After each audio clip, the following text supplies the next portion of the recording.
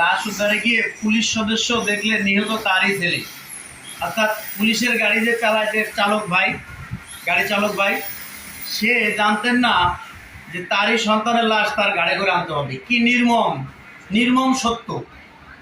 এবং এই ছেলেটার বয়স মাত্র 10 বছর।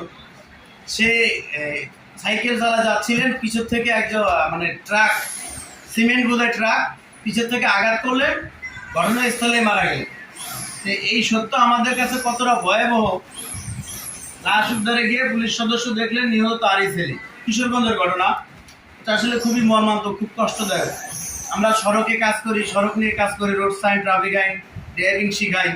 এটা আমার জন্য যেরকম লজ্জাজনক, এবং দায়িত্বশীল আমাদের আরও যারা আছে, যারা এই ট্রেনিং শেখায় বিভিন্ন জায়গা সারা বাংলাদেশে, এবং আমার যে চালক ভাই, সকলের আসলে রোডকে ওইভাবে দেখা উচিত। ওনার ছেলে মারা গেছে, যতক্ষণ আমার কেউ আত্মীয় না মারা যাবে আমি ওইভাবে দেখবো না, না এরকম করা যাবে না। সকলকেই দেখতে হবে যে এটা কারো না কারো সন্তান। আমার সন্তান যেমন আমার কাছে, আরেকজনের সন্তান তার কাছে ওরকম কলিজার টুকরা।